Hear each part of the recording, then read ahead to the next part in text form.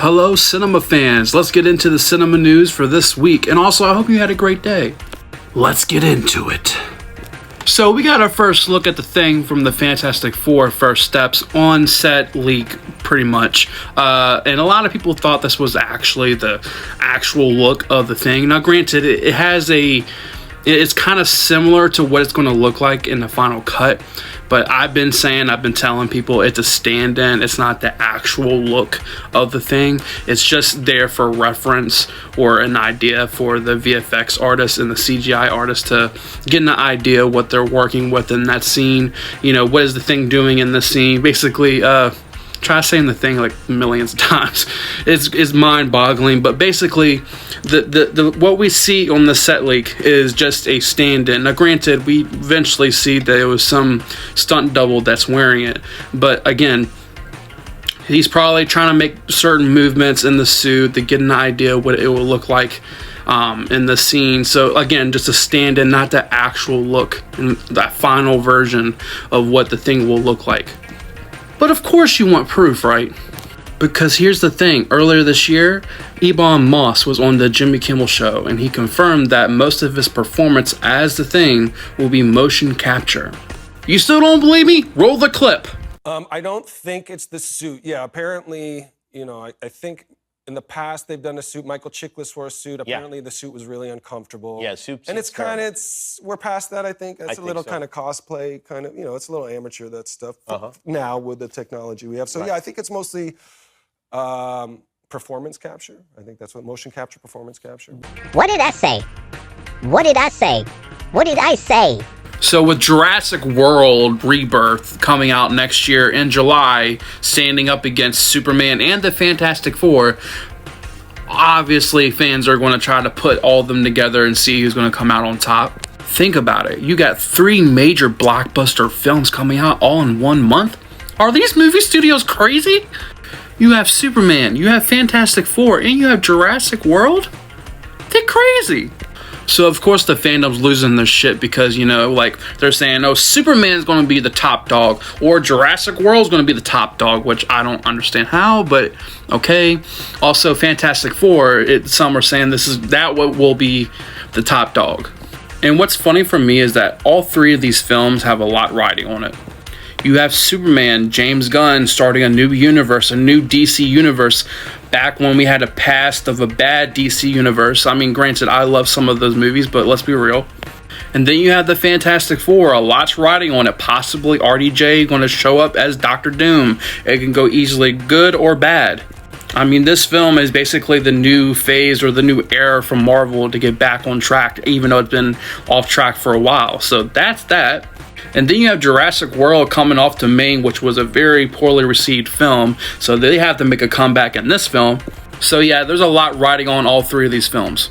Now I will say out of all 3 of these, Superman has the most stakes to really have because, again, this is the real first movie for this new DC universe. It's James Gunn's debut for the new universe, even though we have the other prequel show, whatever, but like this is you know, a lot's riding on this film for DC and James Gunn. Now granted, if Fantastic Four is not great and doesn't live up to expectations and doesn't deliver, it'll be a big shot to Marvel. Granted, I still think Marvel could recover, even though they've been working on this film forever, so you know, it could end really badly for them too. Now Jurassic World, if it flops, it flops. I mean, let's be real. They'll end up 5 years later to 10 years later make another one. No big deal. If you were to ask me personally, I would say that all 3 of these films would do great financially and also critically. But I do think Fantastic Four will be up there a little bit higher. Especially if they show RDJ as Dr. Doom in those trailers. Yeah, it's a wrap for all the other summer films coming out that year. I mean, let's be real here. Let's be real.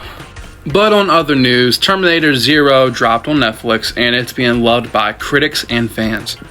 At the Rotten Tomato score right now, the critics are giving it 100%, fans are giving it 85%. I've heard nothing but great things about the show. I haven't seen it yet. I don't know if it's a show or a movie, but in either way, I think it's a show because I think they said it was an episode. So yeah, it's a show.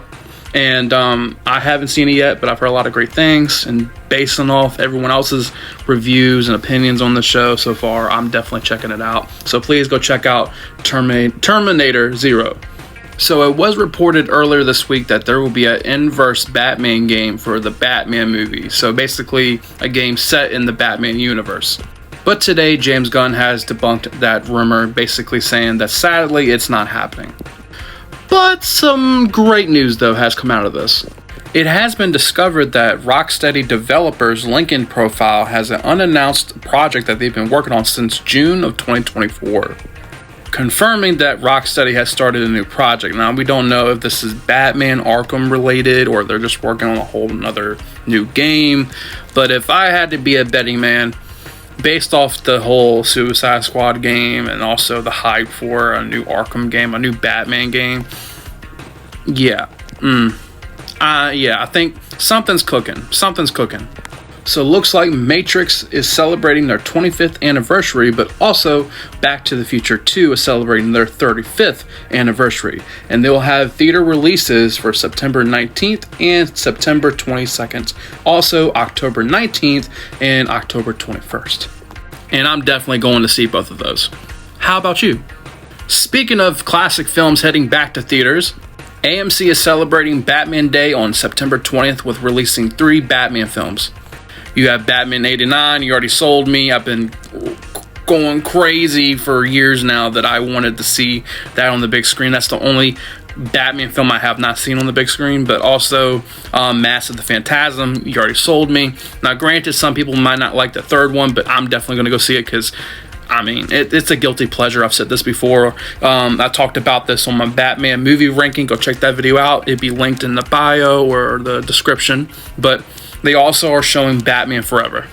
And if you know me, like last year when I went to see the whole Dark Knight trilogy for the whole Batman Day, so I spent the whole day at the theaters watching the whole trilogy, I'm definitely sitting my ass at the AMC theater and I'm watching all 3 of them sons of bitches. So I'm watching them and I'm going to enjoy the hell out of it because I'm a big Batman fan and I love all 3 of those films, so let's go. Oh, you thought we're done with the Batman news? Oh, baby, we got more. Michelle Bonilla or Bonilla, I don't know if that's how you pronounce it, I apologize, but she was the voice actress for Detective Montoya, and she's confirmed that she's recording season 2 for The Caped Crusader. Hell yeah. She says in her Instagram post that the moment I get a script, I can't wait to crack into it. Montoya, on the scene, see you in the grit. Let's go, baby. Let's go. But in other news, Beetlejuice 2 is tracking to open domestically with $100 million. That will make it one of the biggest domestic openings in 2024. I mean, come on. It's peak. We know. We look at the trailers. It's just peak. Jenna Ortega, Michael Keaton's coming back. I mean, come on.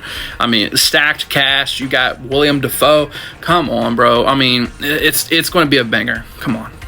I'm already going to an early screening for it, so let's go. And lastly, looks like a live-action Invincible movie is still in the works, and I think this is amazing news. I think we need more comic book films that are outside of, Marvel and DC. Now, granted, there's tons of comic book films that are not related to Marvel and DC that people don't know about.